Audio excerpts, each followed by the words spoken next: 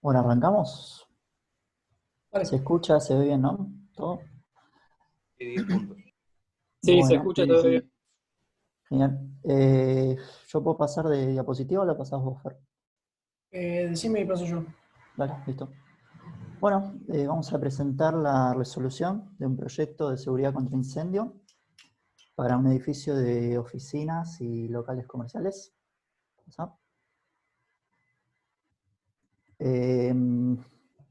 Bueno, el edificio cuenta con 2 subsuelos, planta baja y 9 plantas tipo. El primer subsuelo está destinado a cocheras y locales de servicio. El segundo subsuelo a sala de máquinas, eh, tanto tanque de agua, planta térmica, etc. Bueno, la planta tipo está destinada a oficinas y en la planta baja se ubican los accesos, tanto peatonal como vehicular, y 4 locales comerciales. Acá podemos ver bueno, las distintas áreas de las plantas del edificio y la altura como para tener una idea de la magnitud, ¿no?, del edificio. Vemos, sí, está bien pasar. Bueno, acá a la izquierda vemos lo que es la azotea, ¿sí? Tiene las salas de máquinas correspondientes a sensores, se puede ver el tanque de reserva del edificio. En la planta a la derecha tenemos la planta tipo, ¿sí? Está dispuesta como planta libre, es donde se ubican las oficinas. Pasar el siguiente. Gracias. Bueno, acá vemos a la izquierda la planta baja, ¿sí? Vemos que en la parte de no puedo mover el cursor, ¿no? Perdón. No, No. ya te Bueno, dejo con bueno, igual. pero dale, genial. Ahí te di. Buenísimo, gracias. ¿Se ve el cursor? Sí. Sí, sí. Buenísimo. Bueno, acá se ve el acceso peatonal, el hall de acceso. Tiene un acceso por este lado, vemos que tiene una escalera, 2 ascensores. Del otro lado tiene otro hall de acceso, todo peatonal, 2 ascensores, una escalera. Y bueno, el acceso vehicular queda hacia el subsuelo, que vemos acá a la derecha. Bueno, antes que pasar al subsuelo, vemos los 4 locales comerciales que hay en 5 locales comerciales que hay en la planta baja, con sus respectivos depósitos. En el subsuelo, bueno, vemos los distintos espacios que hay, bueno, las escaleras, etc. Ahora, después se va a ir viendo con más detalle la planta. Bueno, acá a la izquierda vemos la sala de máquinas del segundo subsuelo, lo que sería el segundo subsuelo. ¿Sí? Acá tendríamos planta térmica, tanque de bombeo, etc. Y un cortecito del edificio. Bueno, la seguridad contra incendio exige adoptar una serie de medidas que podemos clasificar en protección pasiva y protección activa. Se va a ir detallando cada una de estas clasificaciones. Eh, La protección pasiva se trata de las medidas que se adoptan en el proyecto. Sí, esto, bueno, lo que se ve en la teoría, ¿no? Pero básicamente se adoptan las medidas en el proyecto y se ejecutan en la construcción, de modo de facilitar la evacuación, asegurando la seguridad de los usuarios presentes al momento del incendio, etc. Y bueno, se busca retardar y confinar la acción del fuego, ¿no? Perdí el curso. Bueno, comenzamos con el análisis de los requerimientos de seguridad con la protección estructural. Eh, bueno, el calor que genera en un incendio depende, perdón, el calor que genera un incendio depende de los materiales que contiene el recinto, ¿no? Entonces se busca relativizar este calor comparándolo con material patrón. El material patrón lo define el código de edificación, es la madera, que según la norma IRAN tiene un poder calorífico de 4.400 kilocalorías por kilo. ¿Sí? El código define entonces la carga de fuego como esto que dice acá, el peso de madera necesario para producir una cantidad de calor equivalente a la generada por los materiales en consideración, por unidad de superficie.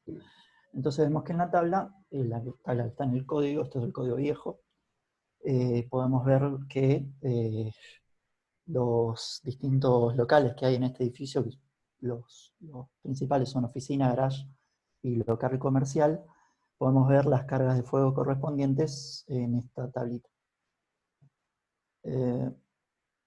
Bueno, el código de edificación además define la resistencia al fuego como una característica correspondiente a los sistemas constructivos, ¿sí? Y bueno, básicamente es la capacidad que tiene de resistir en el tiempo humos, gases, calor y las llamas del incendio, ¿no? Entonces, bueno, acá tenemos que se clasifican los riesgos que implican actividades, ¿sí? Las actividades predominantes del edificio son las que vemos en esta tabla: administrativo, comercial y garage, y las tres entran en la clasificación de riesgo 3, muy combustible. Bueno, el código define para cada riesgo y cada carga de fuego la resistencia al fuego que deben satisfacer los distintos elementos estructurales, ¿sí? Dentro de cada recinto. El código, bueno, distingue entre locales ventilados naturalmente y locales ventilados artificialmente, ¿sí? De manera mecánica.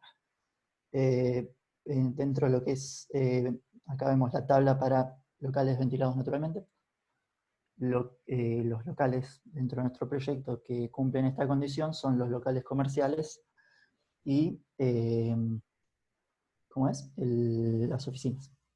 ¿Sí? Para, por ejemplo, lo que eran oficinas, teníamos un riesgo 3 y una carga de fuego de 45 kilogramos por metro cuadrado. ¿Sí? Esto entra en esta fila, ¿sí? Por la carga de fuego 45 y el riesgo 3. Obtenemos que entonces la resistencia al fuego de los elementos que compongan a estas oficinas deberían tener una resistencia al fuego F90. ¿Sí? Por otro lado, bueno, los locales comerciales tenían también riesgo 3 y una carga de fuego de 30 kilos por metro cuadrado. Entonces, bueno, acá entramos en esta otra fila. Resulta una resistencia al fuego de F60.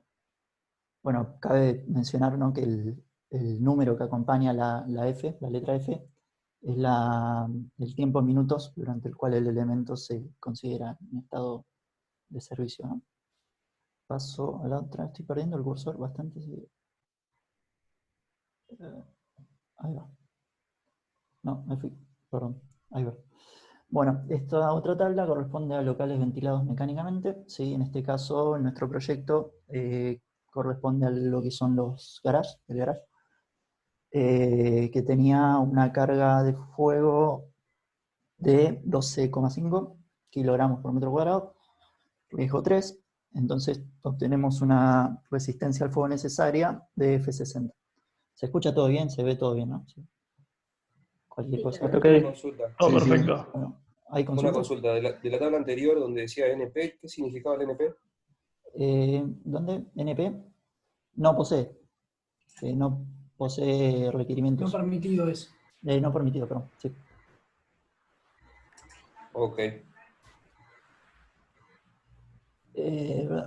Bueno, lo que es el sector de incendio, bueno, se define como un sector de incendio al local de un edificio que está separado de otros mediante elementos constructivos resistentes al fuego, ¿sí?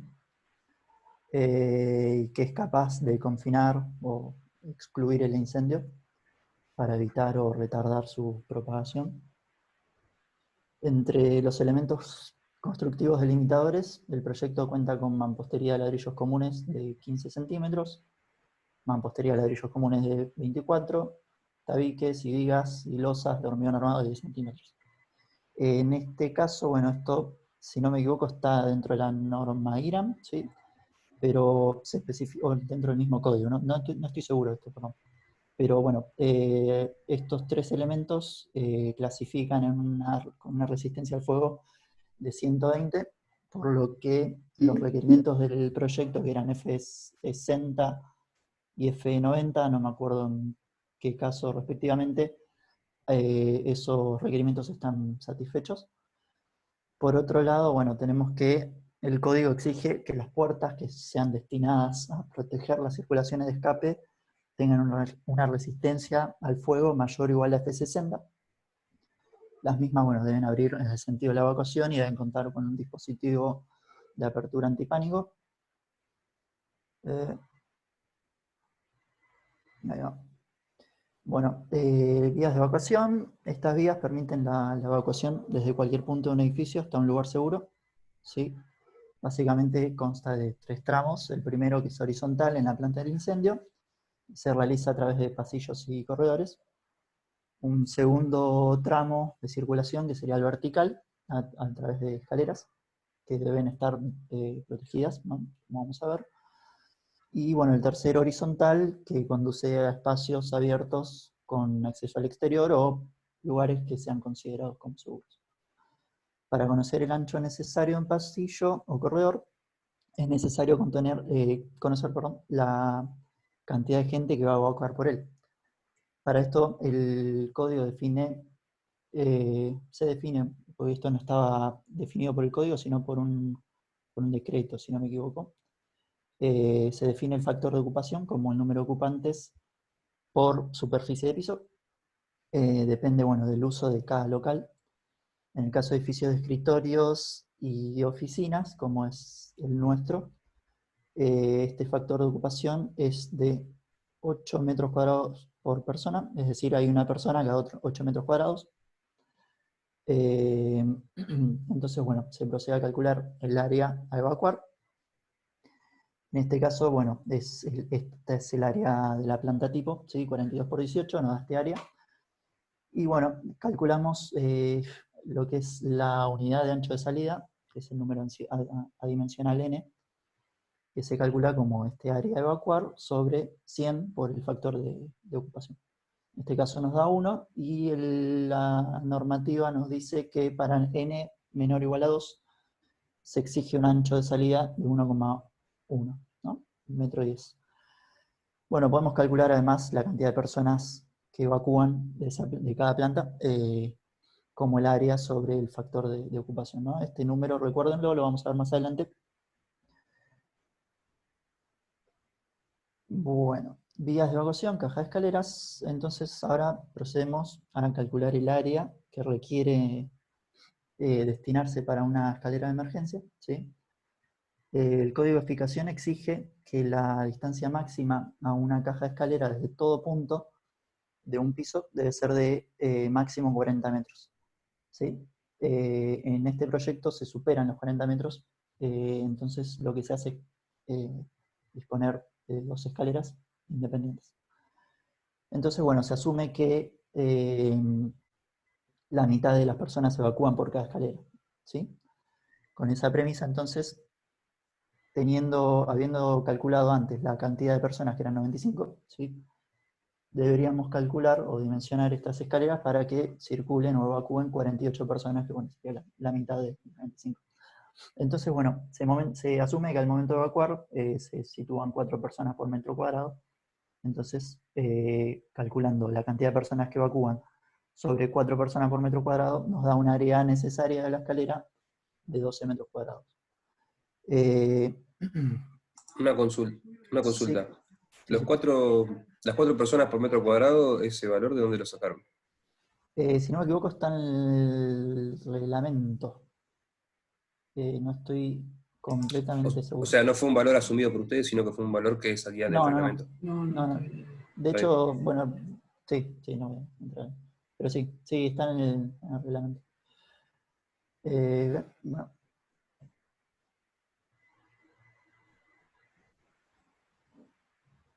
Fer, ¿me pasás el control? Bueno, yo les voy a hablar lo que es el sistema de evacuación de humos y gases.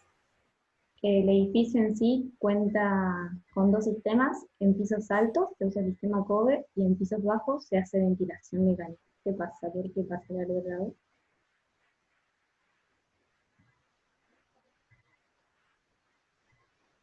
Perdón. Bien.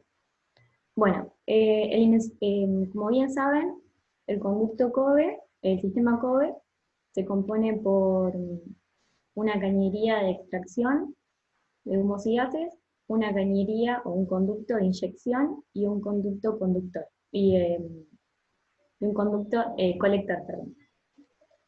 El dimensionamiento del conducto de extracción se hace a partir de un volumen de humos y gases que se calcula como un cuarto de la superficie que va a evacuar por esa escalera, o sea, de la planta total, y da un volumen de 130 metros cúbicos para cada escalera. Asimismo, se establece que el tiempo de eliminación de esos humos y gases son 10 minutos, por lo que se tiene un caudal de 0,23 metros cúbicos por minuto. Para el cálculo de la superficie del conducto de extracción, tenemos que disponer de una superficie que se calcula como el caudal sobre la velocidad de tiraje. Que esta velocidad de tiraje se establece en 2,7 metros por segundo. Entonces, nos da una superficie de 0,085 metros cuadrados, por lo que se opta de una sección de 30 por 30 centímetros. Asimismo, tenemos un conducto de inyección que va a ser idéntico al conducto de extracción, que va a ser de 30 por 30, y un colector que se dimensionará como 4 veces la sección del conducto de extracción, dando una sección cuadrada de 60 por 60. Perdón, Carla, que te interrumpa. ¿Puedes volver 2 diapositivas para atrás, que te quedo sin pregunta? Sí. Ahí dicen que el volumen de humos y gases a evacuar, digamos, por cada uno de estos sistemas es 140 metros cúbicos, y que se estima un tiempo para evacuar de 10 minutos, dice el cuadro de la instrucción 948, y el caudal va a ser, en definitiva, el volumen dividido el tiempo, pero 140 dividido 10 debería dar 14 metros cúbicos por minuto, o hay algo que... Es verdad. Lo copié del trabajo práctico, tal vez estaba mal el TP. No sé. Bueno, después, ahora busco el trabajo a ver si encuentro algo al respecto, pero bueno, hay que tener en cuenta también la velocidad de eliminación la velocidad a la que se supone que está circulando el aire. Pero bueno, no importa, pasen. Quería saber si ustedes tienen una respuesta. Bárbaro.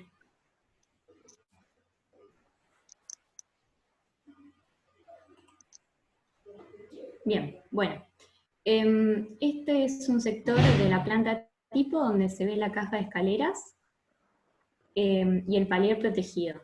El palier protegido es donde se encuentran los conductos de los que le hablé hace un ratito, y se puede ver el conducto de extracción, el conducto de inyección y el colector.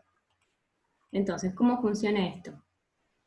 Los humos y gases van a ingresar al conducto de extracción por la parte superior del local, y asimismo por la parte inferior se va a inyectar aire limpio. A su vez, estos humos y gases se van a unir al colector en el piso siguiente.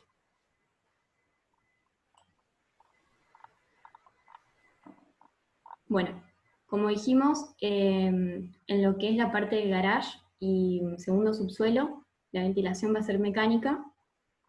¿Cómo funciona? Hay un sistema de conductos que aspiran los humos que se encuentran en las cocheras, asimismo en el palier. Son conducidos a través de este conducto hasta llegar a un conducto vertical que desciende hasta el segundo subsuelo. En el segundo subsuelo nos vamos a encontrar con un equipo de ventilación mecánica, que es el que aspira a estos humos. Bueno, ahí están un poco las características de este equipo de ventilación mecánica. Bueno, ¿y cómo hacemos para que estos humos salgan al exterior? Vemos que el segundo subsuelo son captados. En primer subsuelo ascienden por un conducto de salida de humos y gases, y son dispuestos al exterior a través de una reja de evacuación de humos y gases. Bueno, vamos a empezar con la protección activa, entonces. Dunker, ¿me cedes el control? Perdón que interrumpa. Hay algunas cuestiones que plantearon que no me quedaron de nada claras, ¿sí? Primer punto, el trabajo práctico fue realizado hace unos cuantos años atrás, con lo cual no cumple la normativa vigente de ahora, es decir, el código de edificación, que tiene modificaciones, y los reglamentos técnicos al respecto, ¿sí? Hay una cuestión, primero tengo la protección preventiva, ¿no? Que es donde arranca todo el tema de incendio. Después tengo la protección pasiva y por último la protección activa. La más importante a mi criterio es la protección pasiva, ¿sí? En ese punto me paro y digo, hay cuestiones que no me quedaron claras, a ver si me las pueden aclarar. Uno es, ¿qué es el factor resistencia al fuego? Claramente.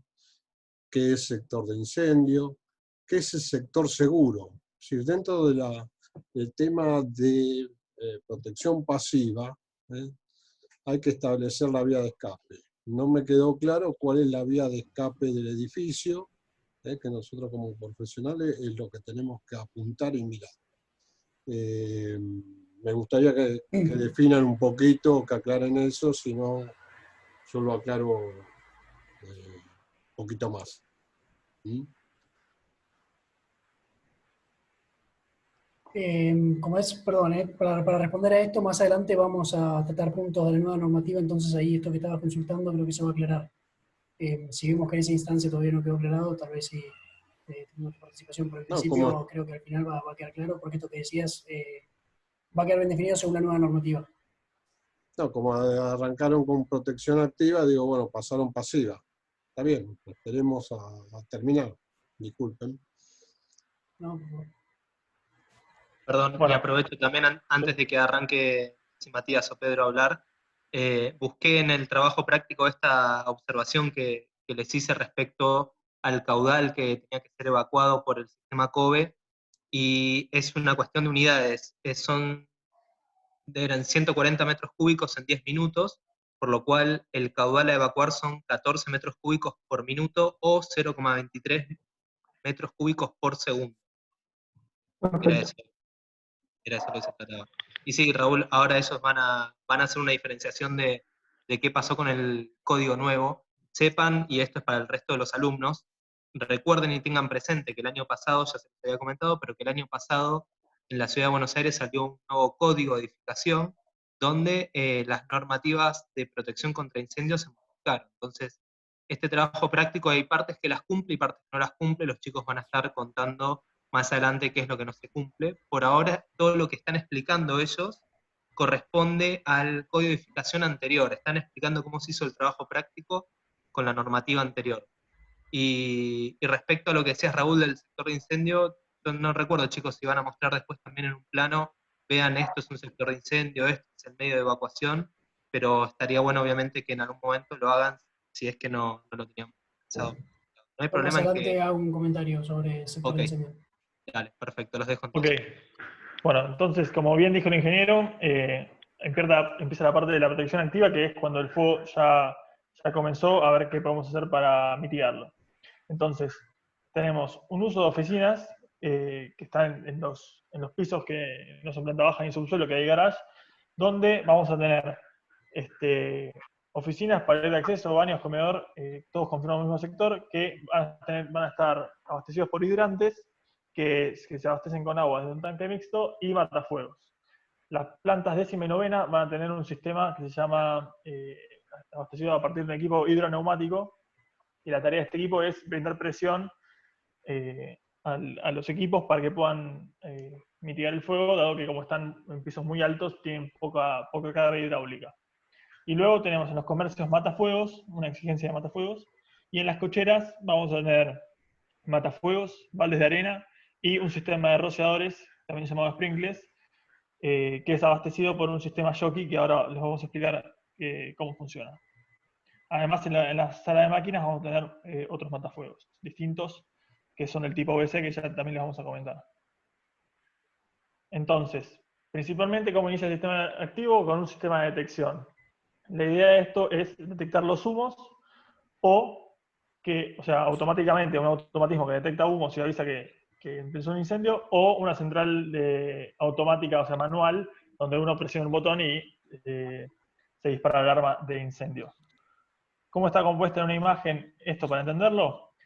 Tenemos el input, que serían los detectores automáticos, y el pulsador manual, que va a una central electrónica, la cual avisa a la central de bomberos que tenemos un incendio en el edificio, mientras que prende una alarma acústica y sonora con repetidores en todo el edificio.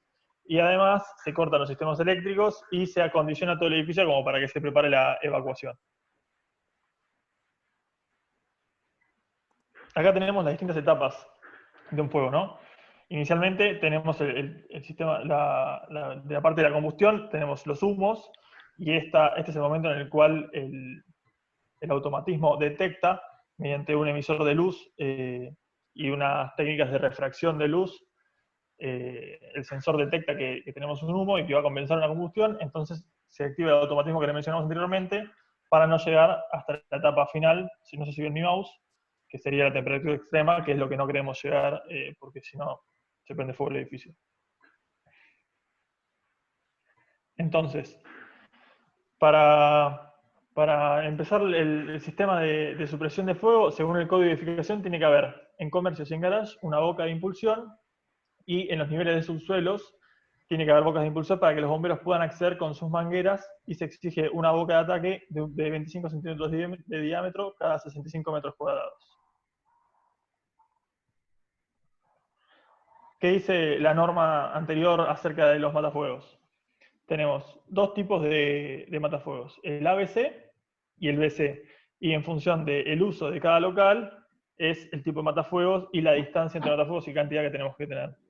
Básicamente, ¿en qué difieren? El ABC son tres tipos de fuego. El fuego tipo A es de fuegos de combustibles sólidos, el fuego tipo B es combustibles líquidos o gaseosos, y el fuego tipo C es de combustibles eléctricos. La diferencia entre estos dos es que en la sala de máquinas se pide que haya un matafuego de tipo BC, que es particular porque es más alargado, más finito y más alargado, que está rellenado con dióxido de carbono, y lo que hace es generar una atmósfera inerte para bajar la temperatura del fuego y así mitigar el incendio. El garage, como tiene 536 metros cuadrados, además de matafuegos, requiere por la superficie 4 baldes de agua y 4 baldes de arena.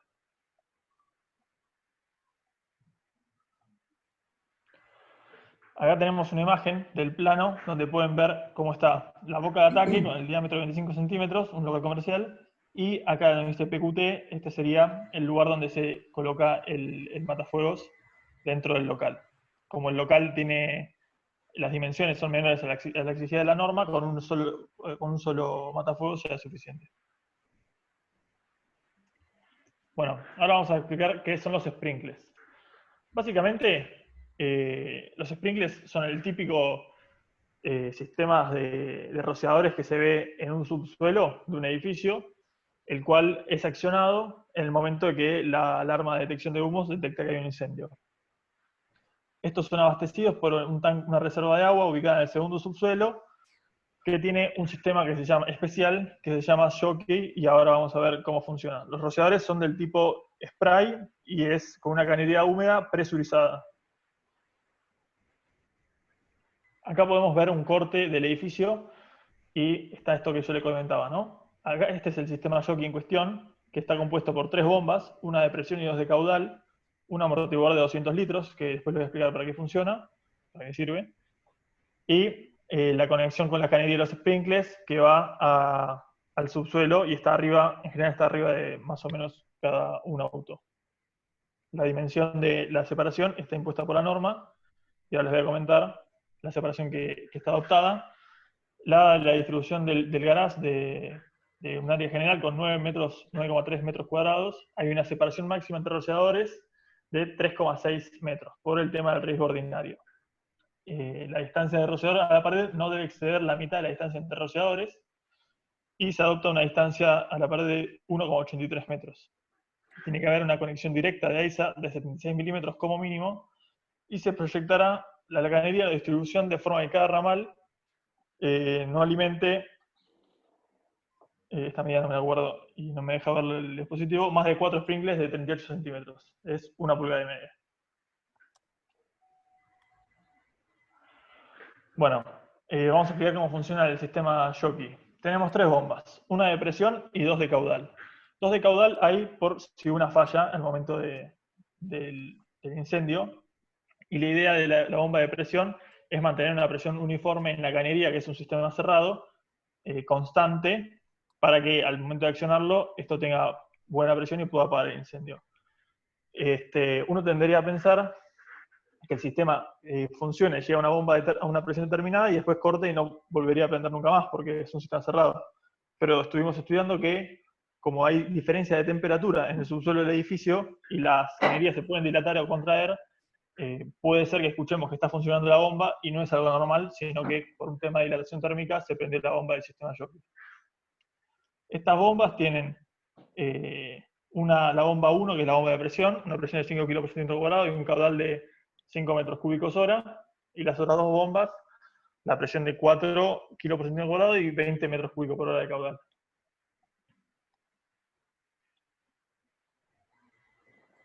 Acá tenemos un detalle en vista del sistema, donde tenemos el amortiguador de 200 litros y las 3 bombas.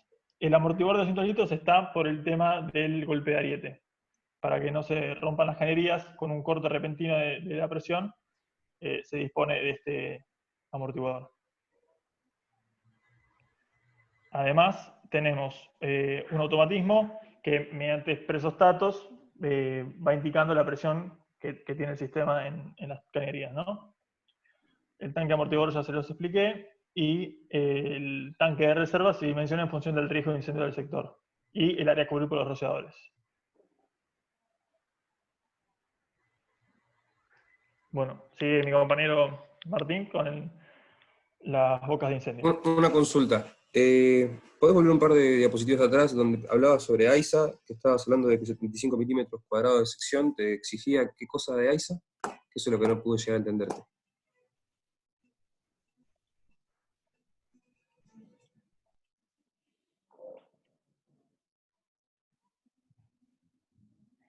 Sí, esta es la conexión directa de AISA de 76 milímetros. Esto es para el sistema de sprinklers. La dimensión Pero que entonces, tiene.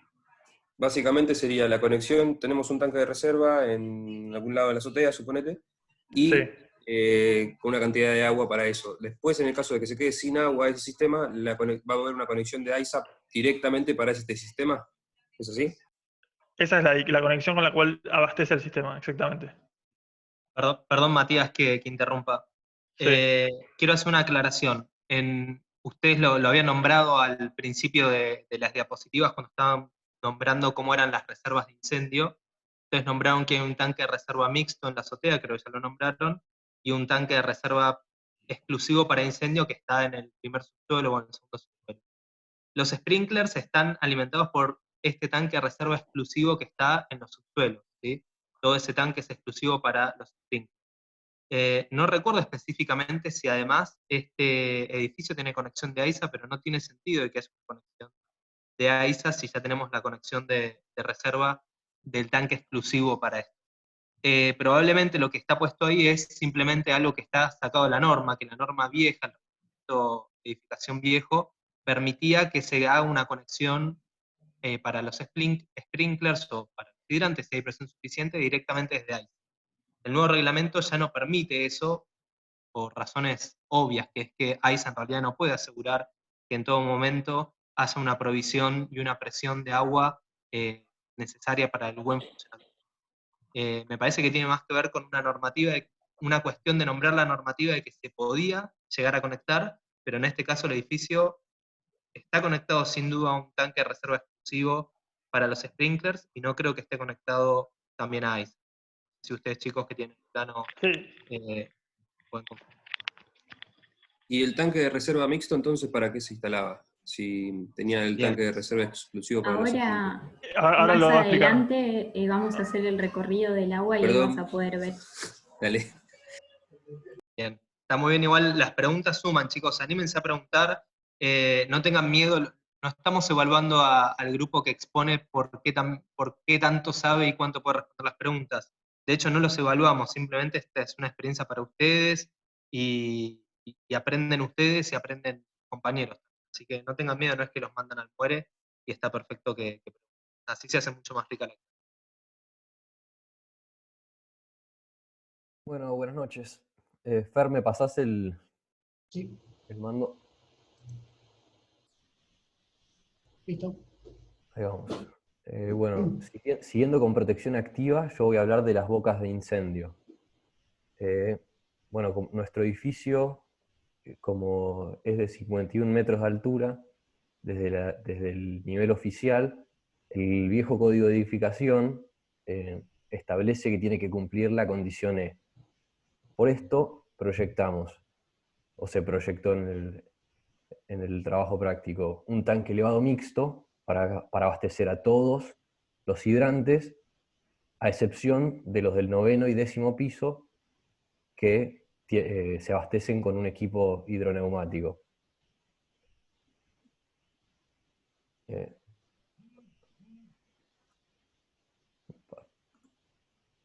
¿Puede pasar? ¿Pasó? No.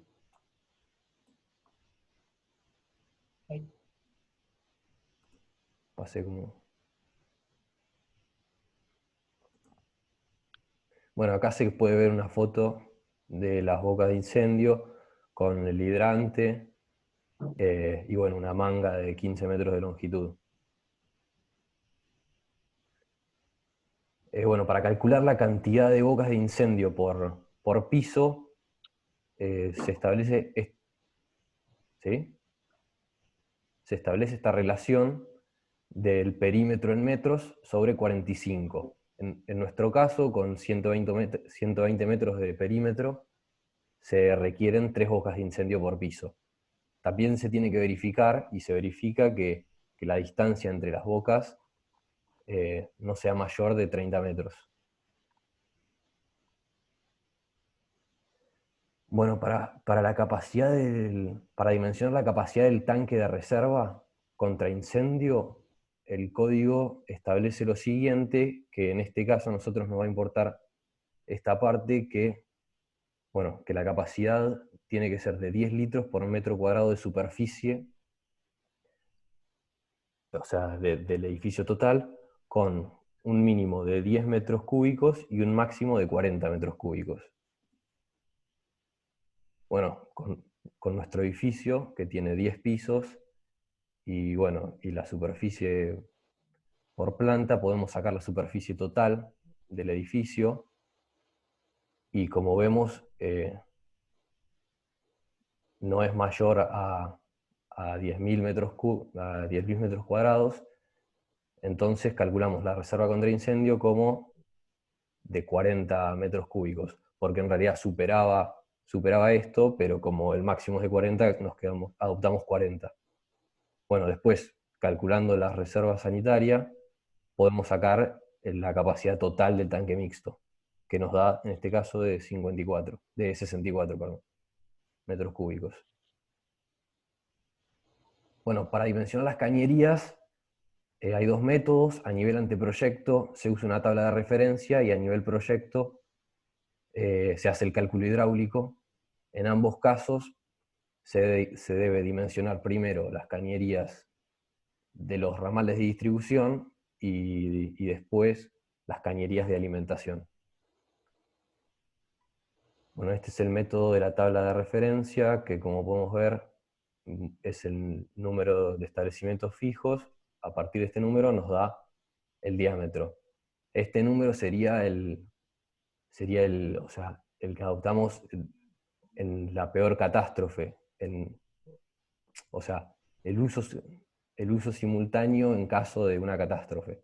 En nuestro caso, para las cañerías de ramales de distribución, se usan 3 y nos da este diámetro, y para las cañerías de alimentación se adoptó 9 y nos dio este diámetro.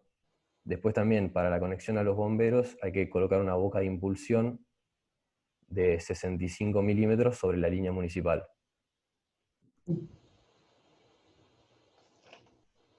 Bueno, para el equipo hidroneumático se proyecta para abastecer a los novenos, para el piso 9 y 10, como dije antes. Es un elevador de presión. O sea, como la presión no alcanza la mínima requerida, necesitamos estos equipos. Esta 3,5 kilos sobre centímetro cuadrado es la presión mínima requerida. Bueno, las bombas del equipo se dimensionan conociendo la altura manométrica y el caudal, bueno, calculando las pérdidas y para 3 hidrantes por planta. Y después, para dimensionar el tanque, se usa esta fórmula que tiene en cuenta una constante según el sistema de reposición de aire, el caudal máximo de la bomba, el número de arranques por hora, la presión máxima y mínima. Y bueno, y nos dio en el trabajo 1500 litros, que tiene 2/3 de agua y 1/3 de agua y un tercio de aire para darle más presión a esa agua. Bueno, acá se puede ver, este grande es el tanque mixto, con los 64 metros cúbicos, y acá está el equipo hidroneumático con las bombas y bueno, las cañerías. Ahora Carla le va a explicar el sistema de retención de válvulas.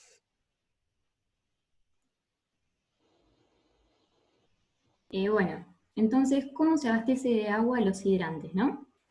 Como bien dijimos, los pisos 9 y 10 va a ser a partir de nuestro equipo hidroneumático y el resto de los pisos va a provenir directamente del tanque mixto. Bueno, para los pisos 9 y 10, si seguimos el recorrido del agua, vemos que llega a las bombas, hay un par de válvulas de retención, ingresa a nuestro equipo hidroneumático, sale por nuestra cañería y abastece a los hidrantes que se encuentran en los pisos 9 y 10. Bueno, válvulas de retenciones, como bien dice, deja que el agua pase, pero no que vuelva. Particularmente, estas dos hacen que la presión que genera el equipo hidroneumático no haga que el agua vuelva. Bueno, para el resto de los pisos, el camino es más directo. Carla, no vemos tu mouse. Ah, mi mouse, perdón. Y expliquen también por qué estamos necesitando un sistema de presurización para los últimos 2 pisos. No lo escuché. ¿Por qué hay que diferenciar los últimos 2 pisos del resto de los pisos inferiores? Bien, básicamente es porque la columna de agua desde la base de nuestro tanque de reserva mixto a los hidrantes es menor a 10 metros de columna de agua. Es por ello que se necesita presurizar el agua para que el agua llegue con la presión necesaria. Bueno, respecto a los hidrantes que se encuentran en los pisos más abajo, el agua viene directamente de nuestro tanque de reserva y como vemos hay una cañería paralela que no entra a los hidrantes de los pisos superiores, sino que se empalma en la cañería principal, por así decirlo, luego de estos hidrantes. ¿Qué pasa si nuestro tanque de reserva mixto se queda sin agua o llegan los bomberos? Se conectan a nuestra boca de incendio a una presión determinada, el agua ingresa y comienza a hacer este recorrido. Primero, empieza a abastecer a estos hidrantes de los pisos inferiores, y cuando llega a los pisos 9 y 10, vemos que se va a llenar todas las cañerías de agua. O sea, el agua va a poder hacer 2 recorridos, el rojo y el azul. El rojo va a abastecer a los hidrantes 9 y 10, y va a llegar hasta la válvula de retención que no va a dejar que siga. Si seguimos el recorrido azul, vemos que el agua sigue y va a poder dar agua a los hidrantes que están por debajo de esta válvula de retención. y de esta forma todos los hidrantes quedan abastecidos. Si se acuerdan acá, tenemos el recorrido que nos lleva a nuestro equipo presurizador, y si mal no está puesto acá, pero tiene una válvula de retención que no permite que el agua ingrese. Asimismo, hay una válvula de retención que produce que el agua no ingrese a nuestro tanque mixto, ya que si estamos con una presión determinada, el agua, en vez de seguir su camino, va a empezar a llenar nuestro tanque mixto, que no es el fin, digamos, para el cual lo queremos, ¿no? Queremos que abastezca a los hidrantes. Por eso que se pone una válvula de retención. ¿Se entendió? Perfecto. Ahí, Fer, ¿me habilitas el mouse? Dale. Listo.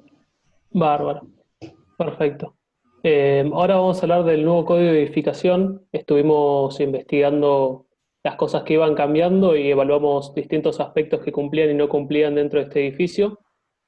Para aclarar, se tiene el código de edificación en el que se presentan lineamientos generales, tanto para protección pasiva y protección activa, y además se tiene, aparte de la parte de incendio del código de edificación, un capítulo que es de medios de salida y accesibilidad. Y después, Perdón, Pedro, que te interrumpa un segundito. Quisiera hablar sobre algo que se dijo recién antes.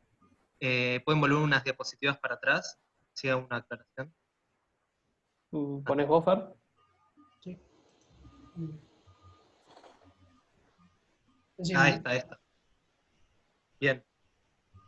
Primero, no sé si todos comprenden cómo es la simbología de las válvulas de retención.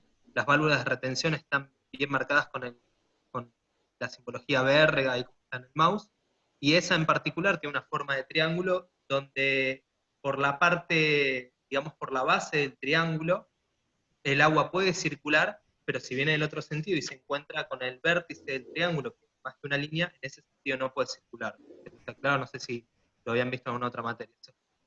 Y acá hay un, tal cual como están dibujando ahí, es el sentido en el cual el agua puede circular. Pero hay un pequeño error que no quiero que se lleven conceptual el resto de los alumnos, que es qué pasa cuando estamos dando provisión de agua desde el camión de bomberos. O sea, es lo que está dibujado en este momento, el agua está siendo provista desde el camión de bomberos, se ve en pantalla en este momento dos montantes, hay tres montantes en el edificio, y pareciera que el agua sube por la montante de la derecha, llega hasta el último piso y después baja por la montante de la izquierda. Y no sé si tienen alguna captura de pantalla de lo que sucede en las plantas inferiores, pero el agua en realidad, desde el camión de bomberos, sube directamente por las tres montantes. No es que sube por la montante del medio y después se alimenta las otras. No quería que se lleven ese concepto los chicos, sino que está subiendo por las tres, ahí se ve. A ver. Fíjense, si ustedes siguen el camino de la boca de incendio que está de la boca de incendio que está a la izquierda, está marcada en rojo, y después se encuentran con una primera montante que no está marcada. A ver si pueden marcar, chicos, la primera montante. El encuentro con la primera montante. No. Ahí ingresa el agua, y sigan un poquito el camino del agua. No para esa, porque esa es para la boca de incendio doble es para los rociadores, la boca de incendio simple es la que da provisión de agua a los hidrantes o a los fijos. Si seguimos un poquito más, hasta ahí, en ese punto, ya nos cruzamos con la primer montante y el agua ya sube por ahí y le da provisión de agua a los hidrantes, que ya se pueden ver también ahí. Sube por ahí y también sube por los otros dos montantes. Es lo único que quería aclarar, por si alguno el día de mañana estaba estudiando. Los invito a que estudien todos, el resto de los alumnos, que agarren este plano con esto que ya les explicaron sus compañeros y sigan el camino que está realizando el agua en dos situaciones. Una cuando el agua viene de la calle por la protección de los bomberos, y otra cuando el agua viene del tanque de reserva mixto. Es muy importante lo que ya les explicaron los chicos de las válvulas de retención para asegurarnos que el agua no se nos escape hacia la calle cuando viene desde el tanque de reserva mixto, y además para que si el agua está viniendo desde los bomberos, no estemos llenando el tanque de reserva mixto. Pero era simplemente ese concepto que quería decir. Perdón, entonces cuando vienen los bomberos y enchufan la manguera a la boca de incendio, o Sí. sea, el agua va a subir por los 3 montantes Sí. y tiene que bajar en algún momento o... No, básicamente lo que se hace es presurizar las cañerías, ¿sí? No es que se genera un circuito cerrado donde el agua está constantemente circulando. Los bomberos van a presurizar la cañería a una cierta presión y a medida que se vaya consumiendo tendrán que reponer mayor caudal para que la presión se mantenga constante. Pero eso, en definitiva, lo que pasa es, no es que necesitamos que se complete el circuito y el agua salga por... Perfecto. Bueno, perdón chicos la Perfecto. interrupción. No Una pasa nada. consulta. Sí, Entonces, cada hidrante va a tener 2 ramales que conectan, uno del tanque de reserva y otro de la conexión para bomberos, y cada uno de esas conexiones va a tener una válvula de retención. ¿Lo En contestan realidad ustedes, es chicos? sí, Perfecto. en realidad es el mismo circuito, solo que las válvulas hacen que tu sistema funcione como vos le digas, en realidad. Porque, por ejemplo, cuando viene el tanque, por ejemplo, cuando viene por los bomberos, para que se me mueve todo, no es que hay 2 cañerías, es la misma. Claro, es una única cañería Okay, y dependiendo de lo que va a cambiar es mi reserva de agua. Claro, viene y desde piso. el modo de circulación, digamos. Si viene desde el tanque de reserva, va a ser por gravedad, y si viene por los bomberos, va a ser por una impulsión. bárbaro, buenísimo, gracias. Seguimos. perfecto.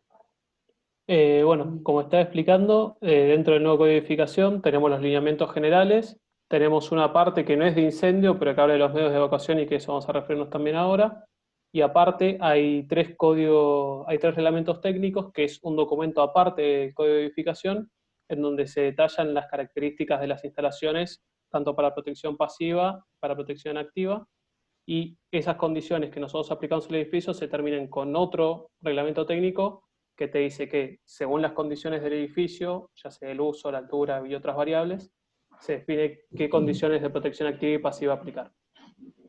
Avanzamos.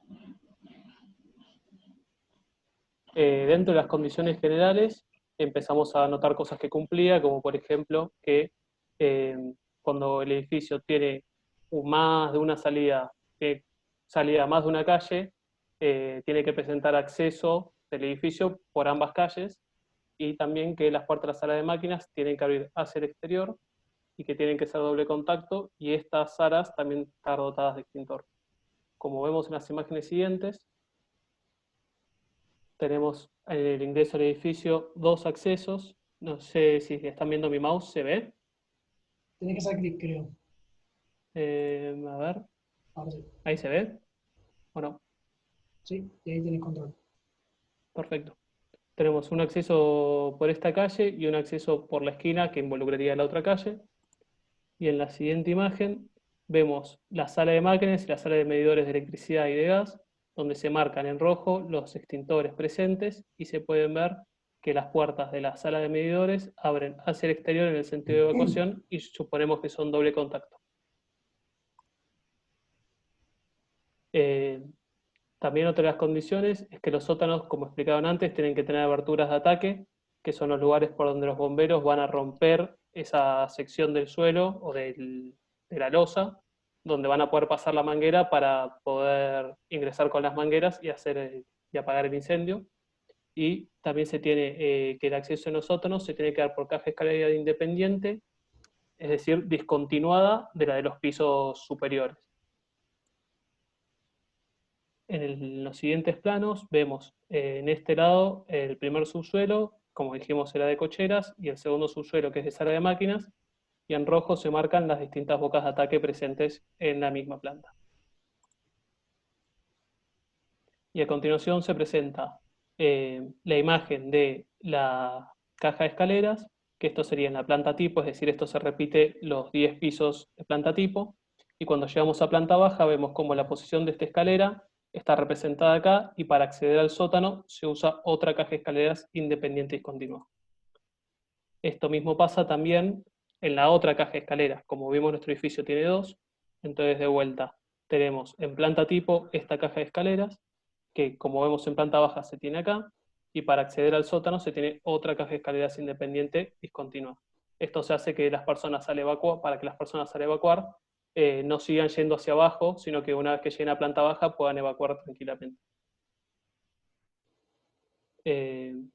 Otra de las condiciones generales que habla es que se tiene que tener a una distancia inferior a 5 metros de la línea oficial elementos de corte de suministro de gas, electricidad u otros líquidos inflamables que tenga el edificio, y que se aseguraran sistemas de detección y extinción y evacuación que tengan líneas eléctricas independientes.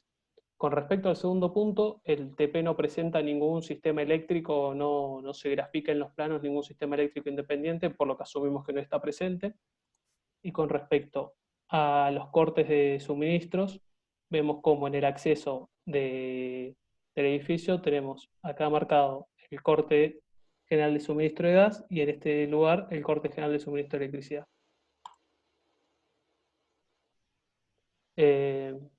Contamos con sistemas de detección, como se hablaron antes, que tenemos desde detectores de humos automáticos, que serían estos puntos rojos que se encuentran distribuidos en la planta, pulsadores manuales de detección de incendios, que se encuentran cercanos a las cajas de escaleras, serían estos dos, y la central de aviso de incendios, que estaría acá. Todo este sistema está conectado, pero no vemos ninguna instalación eléctrica independiente marcada adentro del plano. Otras condiciones generales es que se tiene que tener un extintor portátil en cada piso y que tienen que estar distribuidos a no menos de 200 metros cuadrados, o sea,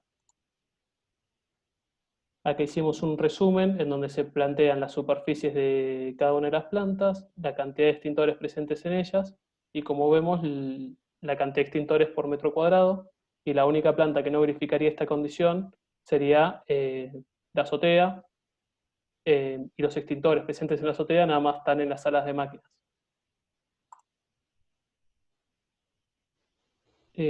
Además, hablamos de que todo edificio de instalación fija de incendio debe llevar una boca de impulsión sobre la línea oficial, que como explicamos antes, se tiene, y es la que explicó Carla de cómo es el acceso para el agua a los hidrantes.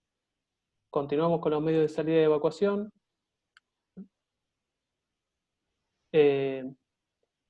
¿Por qué adoptamos? Porque se dice que tiene que tener una caja de escaleras, porque el reglamento pide que un edificio con más de 12 metros de altura para usos no de vivienda colectiva, en este caso estamos en oficinas, tienen que contar por lo menos con una caja de escaleras y se tienen que estar comunicadas con el resto de los sectores de incendio a través de una antecámara. Además, tenemos que estas cajas de escaleras tienen que estar comunicadas por puertas doble contacto, que se aplicaban en la teórica, y tienen que abrir el sentido de evacuación sin invadir el ancho de paso de la caja de escaleras. Acá vemos en planta baja cómo son estas cajas de escaleras. Vemos que las puertas se abren hacia el sentido de evacuación y vemos que no invaden el... Perdón, me queda lo de la planta tipo. Para cerrar planta baja. Y vemos que no invaden el sentido de evacuación. En planta tipo, acá vemos perfecto la antecámara, compuesta por puertas doble contacto, y vemos que al ingresar por la antecámara no se invade el ancho de la escalera, es decir, las personas que vienen bajando no se van a chocar con la apertura de la puerta de las personas que están evacuando de este piso. Esto mismo se repite en esta planta. ¿Tenés idea por qué hay doble puerta en la salida de las escaleras? Si no me confundo, era para evitar el ingreso de humos, cosa de que todo humo que pueda ingresar del sector de incendio quede contenido en la antecámara y no entre, o limitar la cantidad de humo que entre dentro de la caja escalera. Ok, gracias. El código de edificación, además de establecer esta condición para pisos mayores, para edificios con más de 12 metros de altura, poseer una caja de escaleras, dice que todo edificio que exceda los 600 metros cuadrados de superficie debe tener 2 cajas de escaleras. Esta condición el edificio la cumple. Sin embargo, dice que tiene que haber una distancia máxima, un medio de salida, para pisos altos de 30 metros y para sótanos de 15 metros. Esta condición, como vemos a continuación, parece cumplirla tanto en la azotea como en planta tipo, en planta baja, pero sin embargo, en el subsuelo 1 y en el subsuelo 2, habría zonas que no estarían cubiertas por esta caja de escaleras, como se puede ver en las imágenes.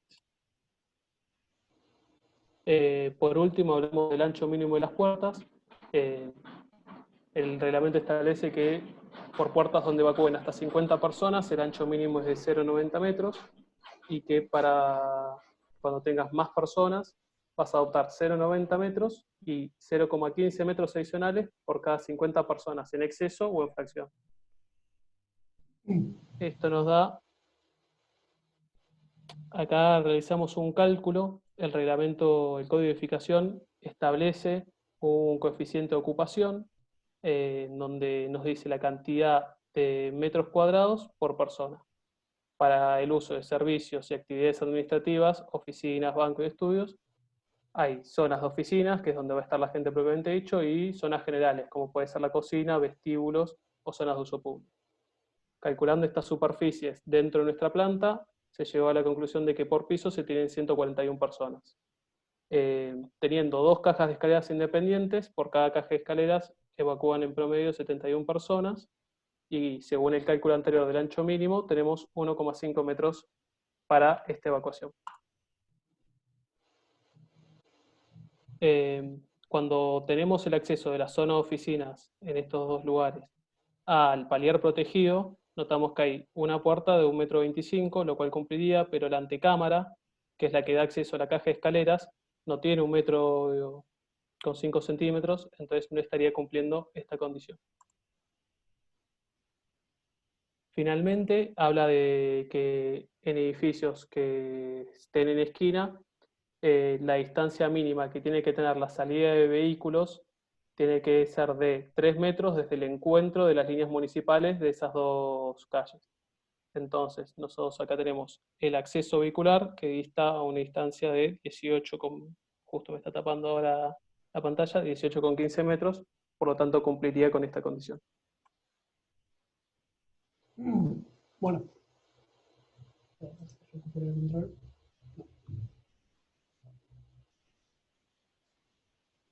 Buenas, ¿cómo andan? Termino yo la presentación, así que soy una persona, siéntanse guiados. Como comentaba Pedro al principio de la parte del nuevo código de edificación, nada, justamente hicimos estas verificaciones, porque en definitiva es con lo que vamos a estar trabajando nosotros a futuro. Y bueno, como comentaba, tenemos lo que es el código nuevo de edificación en sí, y tiene los reglamentos técnicos asociados. Si lo buscan, búsquenlos por separado. Yo tuve ciertas dificultades para encontrarlos, pero si lo buscas, aparecen en la página del gobierno de la ciudad, aparecen todos los reglamentos juntos. Es un documento de como de 700 hojas. Pero dentro de estas 700 hojas están todas las reglamentaciones justamente de cómo seguir con el código de edificación, no solo lo de incendios, sino en todo lo demás, de sanitarias, desagües, etcétera, agua fría, agua caliente y demás. Bueno, 3 de estos reglamentos que decíamos eran justamente los de condiciones a cumplir según la actividad, condiciones de ¿cómo se llama?, protección activa y protección pasiva. Ahora vamos a arrancar con las condiciones de cumplir según la actividad. Nuestra actividad que decíamos eran actividades administrativas. Más adelante también parte del reglamento hay un cuadro enorme con qué significa cada una de las actividades, qué clase de cosas se hacen ahí. Según esa definición, nuestro edificio se situaba esto. Y entonces, en función del uso que vamos a dar, que es actividades administrativas, de la cantidad de pisos que tiene nuestro edificio y de la cantidad máxima de ocupantes, que era la cuenta que había hecho mis compañeros antes, podemos definir que vamos a estar en que tenemos una protección de incendio o una categoría de edificio tipo A. A partir de esa categoría de edificio tenemos un tipo de protección pasiva que no está discriminada, después lo vamos a ver después, y ahí aparece la nota que para más de 2.500 metros cuadrados de planta debe sectorizarse. Como nosotros no tenemos 2.500 metros cuadrados de planta, no nos vamos a sectorizar, y ahora igual lo detallo un poquito más, pero bueno, esta era en respuesta a lo que contaba el ingeniero antes. Y en condición activa tenemos una condición A6, que ahora también vamos a entrar en detalle. Donde dice ver nota 1, habla de películas, de si tenés almacenadas películas. Como no tenemos almacenadas películas, no le vamos a dar mucho ahora. Bueno, la condición esta que decíamos recién, de que como tenemos 725 metros cuadrados por superficie de planta, no nos hace falta sectorizar, y acá lo que hablábamos de sectorizar son justamente zonas dentro de nuestra planta, las cuales estén separadas por una cierta resistencia de fuego, que si mal no me equivoco es 180 o 120, luego lo leí antes de esto, pero no tengo el número. Y lo otro que mencionaba el ingeniero antes era el de las zonas seguras. En edificios grandes, que fue el ejemplo que daba Gonzalo en la clase teórica, se suelen tener zonas seguras con un mayor tiempo de permanencia, sin riesgo de incendio, justamente porque evacuar todo el edificio requeriría más tiempo, más peligroso, no todo el mundo puede bajar escaleras, etc. En nuestro edificio no se da esa situación, por eso es que no hay una zona segura definiendo así. Lo que sí hay es justamente toda la zona de escalera, tiene una protección especial, que ahora lo vamos a ver un poquito más adelante, que asegura que todas las personas adentro puedan escapar sin riesgo de morir. Bien. Van a ver que en condición activa tenemos condiciones de A1 a A8. En la A1 lo que dice es esto que está ahí, que dice que hay un servicio de agua contra incendio, básicamente hay agua para apagar el incendio, y las diferentes condiciones van aplicando esta condición a áreas cada vez más grandes. Entonces, bueno, ahí en función del uso se ve qué clase cada cuánto tenemos que asegurar una producción de agua. Ahora lo vamos a ver en eso. Bueno, la protección activa era justamente la que participaba para apagar incendio en caso de que ya existiese. Vamos a definir un riesgo que depende de las actividades que se realicen en nuestro edificio, en nuestra planta, y justamente los materiales asociados a ellas. Vamos de riesgos leves a altos riesgos, pasando por riesgo moderado grupo 1 y riesgo moderado grupo 2, partiendo de funciones elementales no sé, sobre todo hablaba de almacenamiento. Tenemos oficinas con mucho papelerío, ya estamos en un riesgo moderado grupo 2, riesgo leve son edificios sin nada extraño, en el momento que empezás a acumular dinamita te pasan a alto riesgo. No es nuestro caso, nosotros nos quedamos en los pisos superiores para riesgo leve y en lo que es de planta baja en riesgo moderado grupo 1. Eso de vuelta también en la norma está bien aclarado.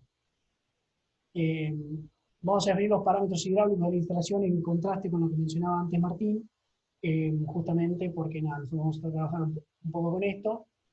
Y bueno, como tenemos actividades de riesgo leve, tenemos distintas condiciones para el cálculo del riesgo, si después lo leen con más detalle. Nada, son las condiciones que cada actividad de riesgo tiene. Como tenemos 725 metros cubiertos por piso, tenemos 7.250 metros cuadrados totales. Ahora lo vamos a aplicar en dos cuadritos que verán más adelante.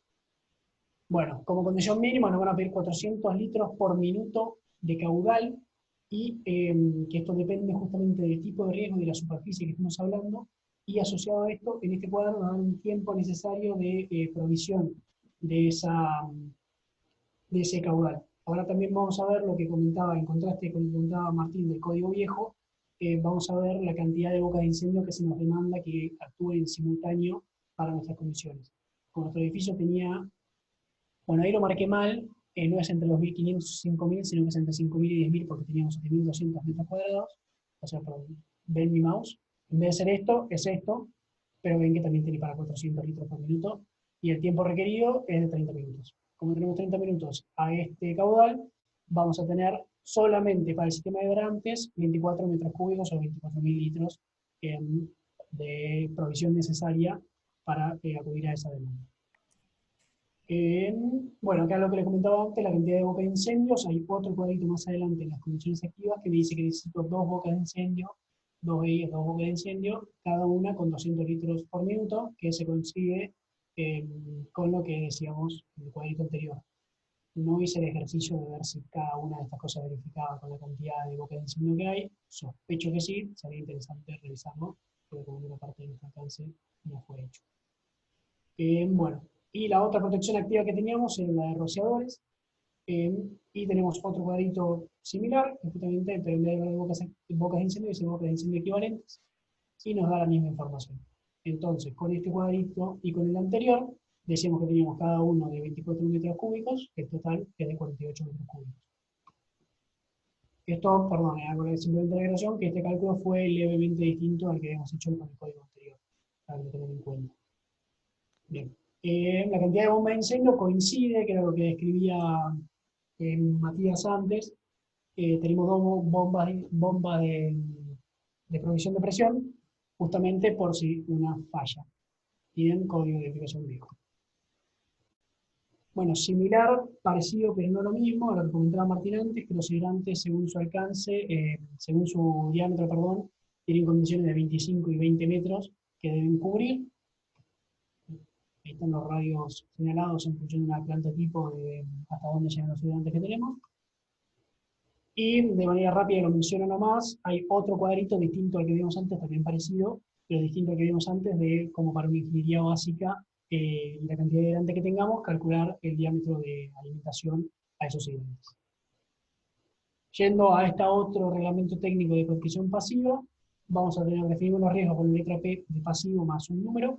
Como veíamos en el cuadro de hace un par de diapositivas atrás, no tenemos condiciones definidas para un edificio tipo A, como es, para las actividades que nosotros hacemos, así que no se determina ninguna condición. Lo que sí se determina, justamente porque, no sé si se recuerdan, pero teníamos más de 7 pisos, un uso más de 1000 personas y un uso administrativo, que teníamos un edificio tipo A. Entonces acá, si ven, me da las condiciones para cada uno de los elementos que teníamos, que era un poco lo que comentaba antes. Muros cortafuegos sí era 180 entonces, muros zona vertical de seguridad de escalera, muros de capa de ascensores, etcétera, etcétera, etcétera. Nos va definiendo qué condiciones debe cumplir nuestras plantas en función del uso que le vamos a dar. Una consulta. Viste que los edificios hoy por hoy, cuando se diseñan, los edificios de oficina se diseñan para que sean versátiles para cualquier tipo de oficina, básicamente. Viste que eso por lo general se usa Durlock para la separación entre unidades funcionales.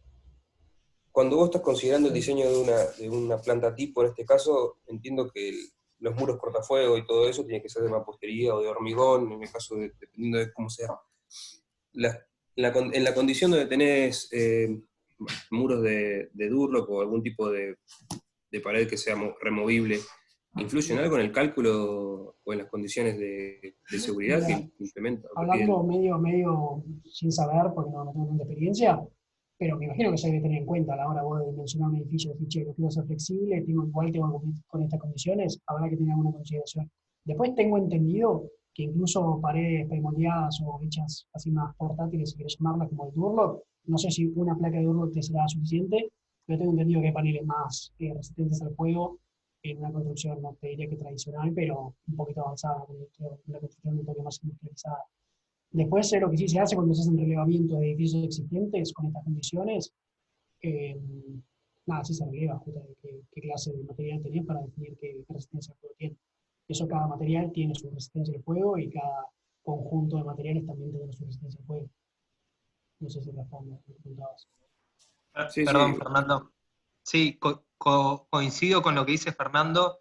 Existen materiales de placas, o sea, hay distintas placas de yeso. La más básica de todas tiene una resistencia al fuego que no recuerdo cuánto es, pero demasiado elevada. Pero existen placas de yeso con resistencias al fuego elevadas que cumplen las exigencias necesarias.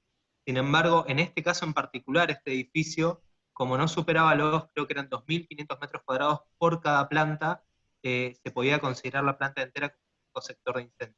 Entonces, eso haría que la planta entera pueda cambiar su disposición y sus usos, y de todas maneras serviría para seguir siendo conforme al reglamento. ¿Sí? Okay. Bien.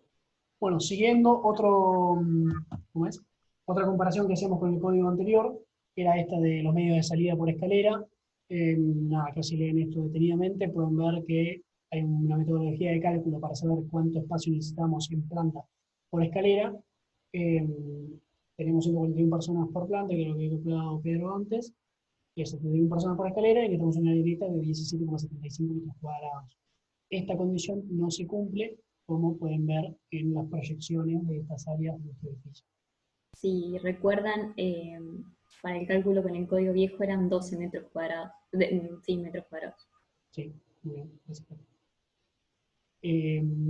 Bien, y acá un paralelismo nomás con el sistema de evacuación de humos y gases. Vamos a ver, no voy a hacer todo el cálculo de vuelta con el nuevo método, sino que simplemente vamos a decir las condiciones específicas que pide el nuevo código de edificación y ver si se cumplen o no. no quiero entrar mucho más, tenemos un conducto para el humo, una reacción fija, y vamos a tener, bueno, lo mismo que definía Carla antes, un colector, un conducto de extracción de humos, un conducto de inyección de aire. Ese es el sistema COBE estándar. El código de verificación nos pide ciertas condiciones de cómo tiene que estar armado esto. Lo vamos haciendo medio rápido. Dice que tiene que estar una separación de 10 centímetros sobre el nivel de piso terminado. El borde superior de la reja de extracción tiene que estar a 10 centímetros por debajo del nivel del cielo raso. El conjunto compuesto por el conducto de inyección debe ubicarse a no más de 2 metros de distancia del acceso a la caja de escalera, y de modo opuesto. Y el conducto de extracción debe descargar en el colector de extracción de humos a nivel por encima del que extrae. Viendo en corte estas condiciones, no sé si ven mi mouse, pero ahí veíamos que esta condición no se cumplía porque tenía que estar a 10 centímetros. Esta condición sí se cumple, porque tiene que estar, no se cumple porque tiene que estar a 10 centímetros, ahí parece que sí, pero no, creo. Y vemos el sistema, lo mismo que definíamos antes, justamente cómo funciona el sistema COBE en general, y vemos que se cumple la condición de que el conducto de extracción termine o se una con el conector en el piso superior. Lo que vimos antes, distancias como es de los, o sea, distancias, perdón, entre el medio de escape y el conducto de captación de aire, y lo mismo. El código de verificación da este esquema, que es similar a los que ya explicamos y a los que se cumplen. Con la condición, bueno, de que en nuestro edificio, como decía antes, perdón, esto me olvidé señalarlo, es que acá tenemos la inyección de aire y acá tenemos la extracción de gases que están en la misma pared, no están en paredes opuestas, así que eso no se tiene que cumplir. Bueno, y acá se señala que acá está el ingreso de aire y acá está la extracción de gases. Y esto se conecta.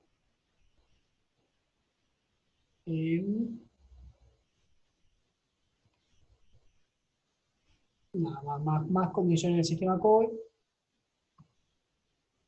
Vemos que la distancia para inyección de aire limpio tiene que cumplirse, si vamos aquí atrás, se ubicará a 50 centímetros por encima del completo remate, y el remate estará por 70 centímetros por encima del último piso transitable, y la captación de aire se colocará por debajo del nivel de cielo raso de la planta baja.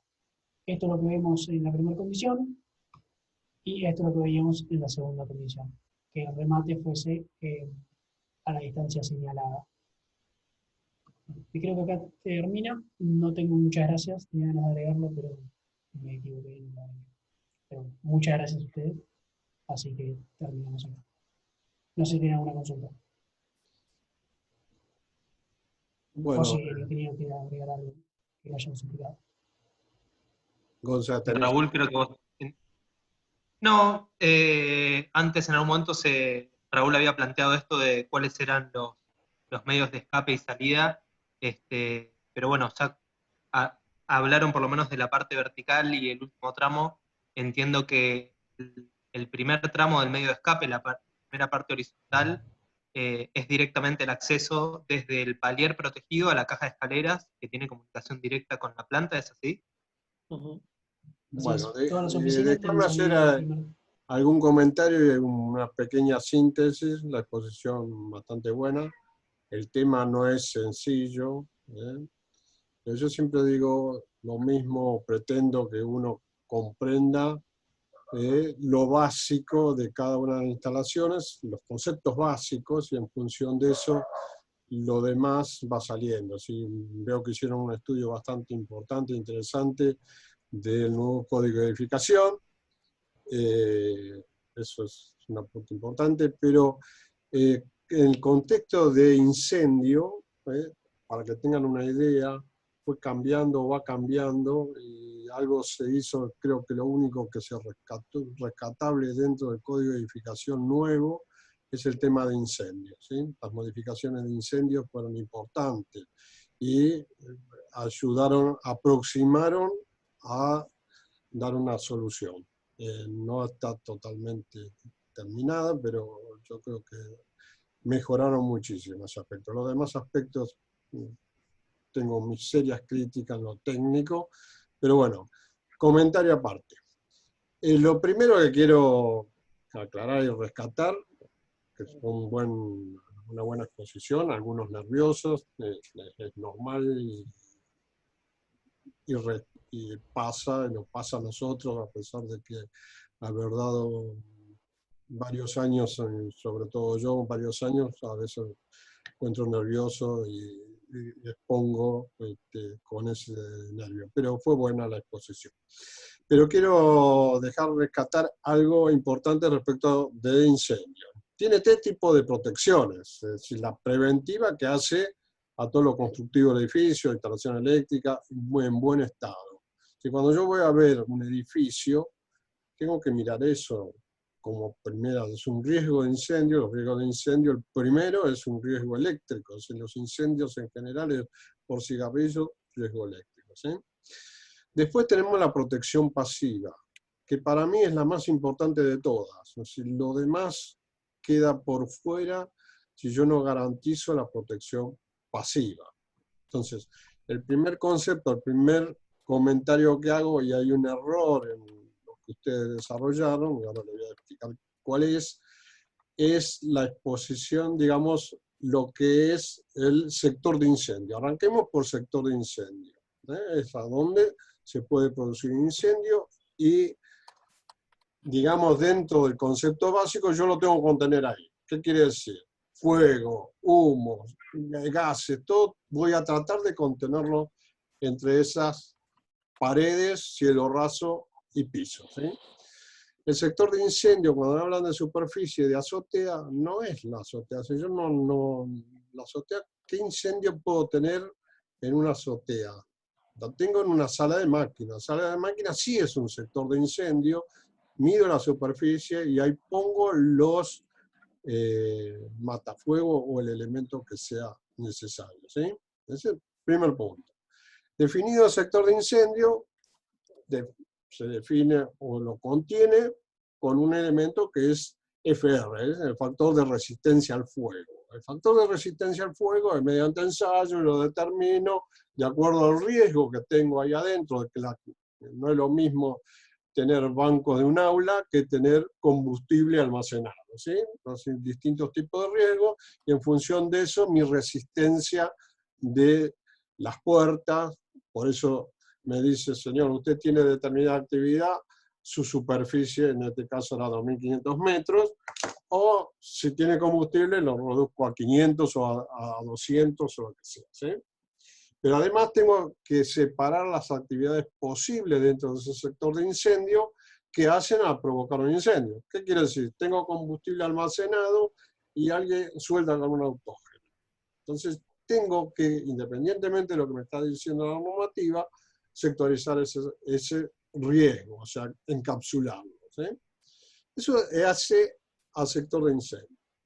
Después tengo la vía de escape. ¿Qué es lo más importante? Yo siempre digo, ¿qué hacemos nosotros frente a un principio de incendio? No estoy diciendo un incendio, principio de incendio. Lo primero que hacemos es agarrar la puerta y correr todo lo más posible, ¿sí?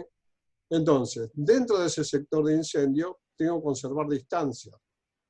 30 metros, 20 metros hacia su suelo, 15 metros, lo que sea según el riesgo que tenga. Una vez que accedo a la vía de escape, esa vía de escape es el pasillo, y tengo que tener un sector seguro. No importa que lo defino, puede ser la escalera, como la quieren definir ustedes, la definición de ese edificio, o puede ser un sector donde esa, la función que cumple es, yo salgo del sector de incendio, esa salida me permite acceder a ese sector seguro, que en este caso es la escalera. Entonces, yo dimensiono la salida, la vía de escape, por tránsito, de las personas que se están escapando en determinado tiempo. Entonces, por eso el sistema de conducto de humo establece 10 minutos, que es el tiempo máximo, que entre que uno se da cuenta que se incendió, le avisaron si es un detector, qué sé yo, y empieza a correr y empieza a escapar para lograr la vía de escape. Pero el sector seguro tiene condiciones específicas de cumplimiento. ¿Por qué? Porque estoy estableciendo que ese lugar voy a permanecer sentado esperando a que si yo quiero salir de ese sector de incendio, puedo tener a la salida un incendio, ¿sí? Entonces tengo que esperar que los bomberos apaguen y me vengan a rescatar. Entonces tengo que garantizar las condiciones de habitabilidad dentro de ese sector de incendio. Ese sector de incendio, digo la escalera, bueno, necesito una superficie mínima y necesito que los humos y los gases, digamos, no accedan a él. ¿Está? Entonces, ¿cómo hago? El sistema COBE es uno de los sistemas. Ahora los reglamentos técnicos también admiten, por suerte, otro sistema, que es el de presurización, ¿sí? Antes permitía también ventilar las escaleras de alguna manera para que no pueda acceder, digamos, los humos y los gases, que son los principales, digamos, enemigos de la vida humana. Es decir, difícilmente una persona muera quemada porque previamente va a morir por las consecuencias del humo y los gases, ¿sí? Es decir, no tiene posibilidad prácticamente de vida si está en contacto con un tiempo con humos y gases. Entonces, digamos, la escalera tiene este sistema de COBE, de sistema, entonces, yo tengo mis serias dudas de que funcione como dicen. La presurización es mejor, pero tiene un costo elevado porque yo tengo que poner equipo de presurización en la azotea.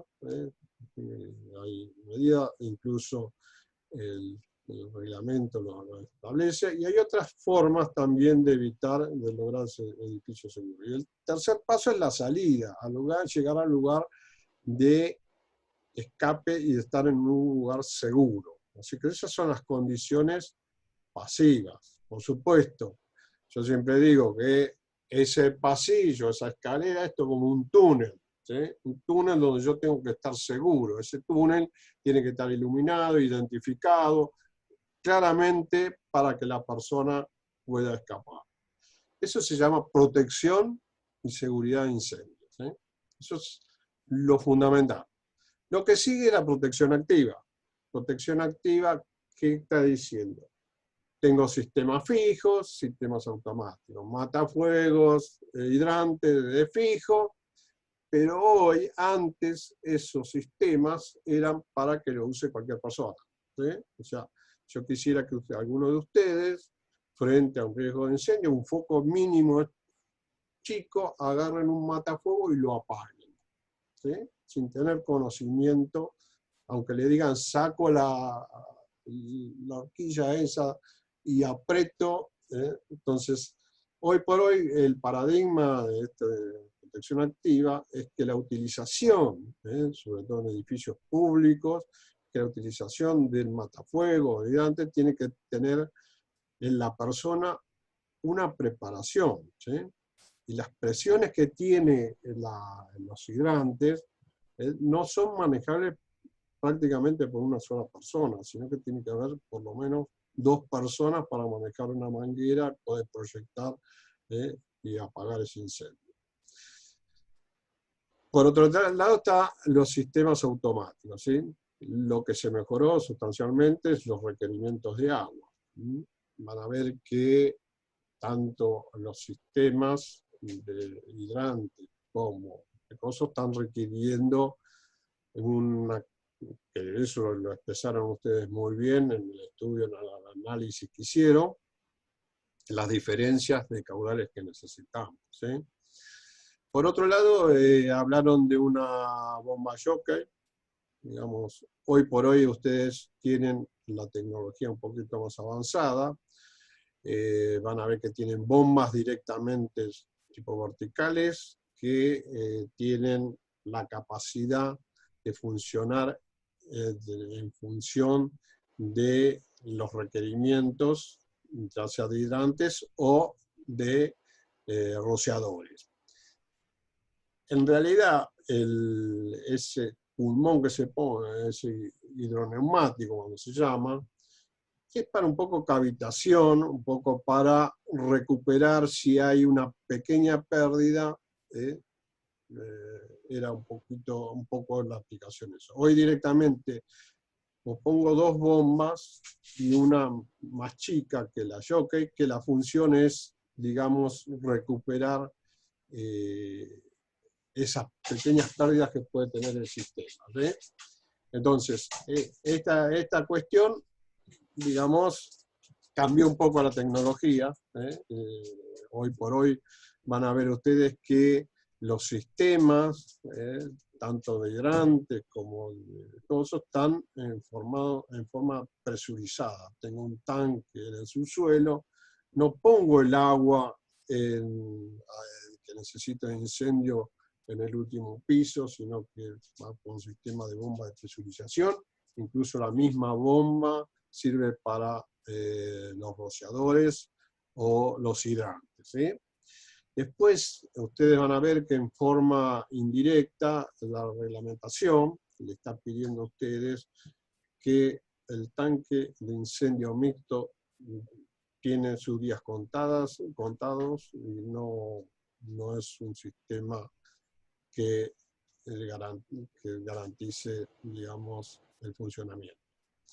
Y por último, les digo que todas estas instalaciones preparadas para que lo usen las personas que saben, cuando vienen los bomberos, ni siquiera lo miran, ¿sí?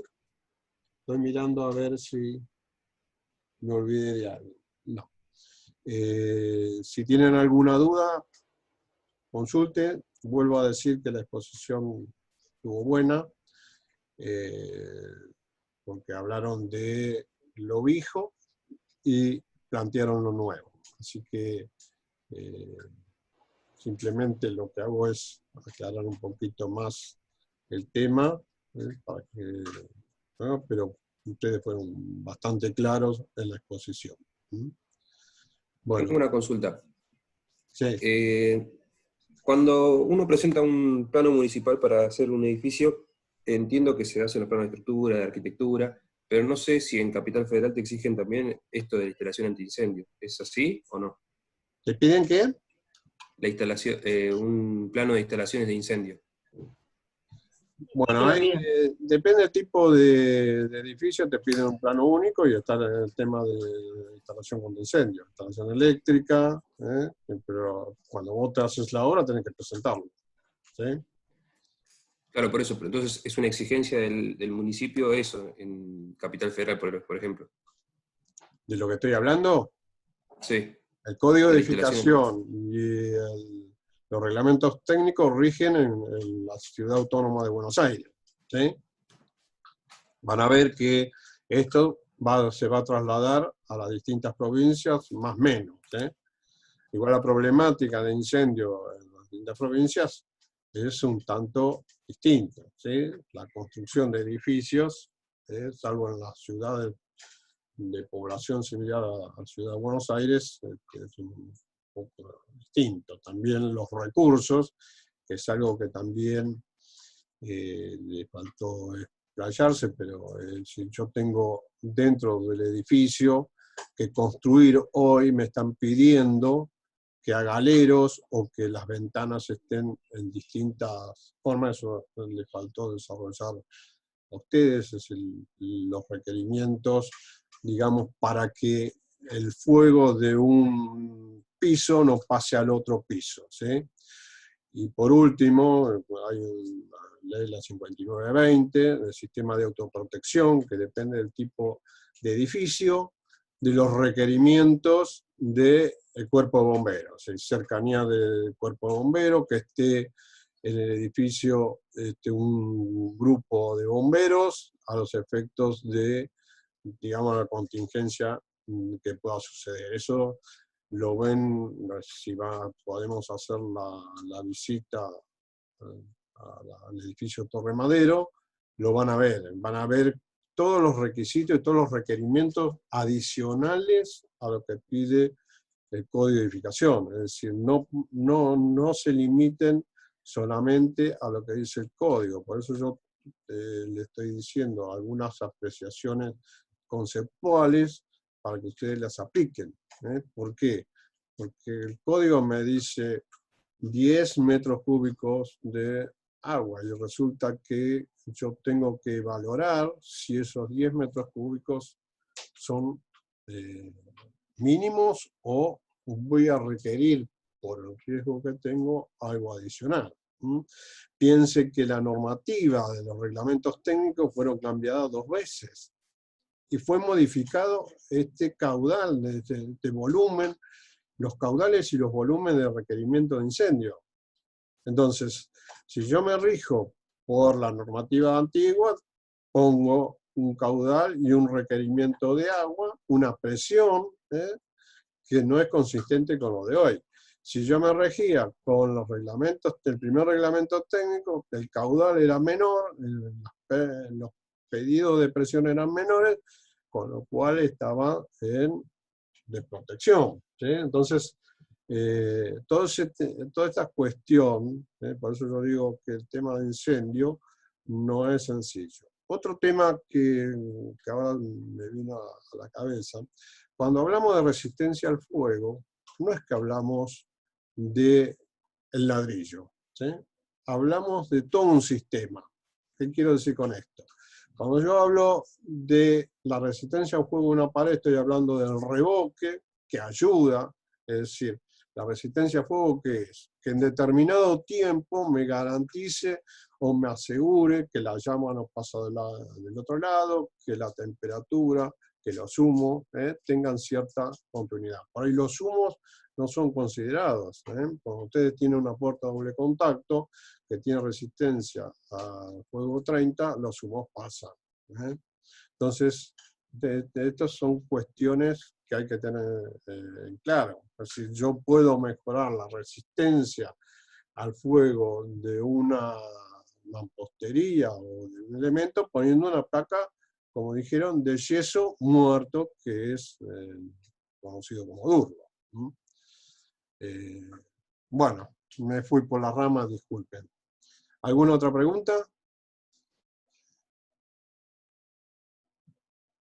Gonzalo, damos por terminado el... Me parece bien, sí. Una felicitación para los chicos, muy claros. Sí. Trabajaron mucho. Así que bueno, nos vemos el jueves en la teórica a las 19 horas. Bueno. Que vayan con sus docentes ahora a ganar. Doy por Buenísimo. finalizado. Bárbaro. Hasta luego. Hasta luego. Hasta luego, chicos.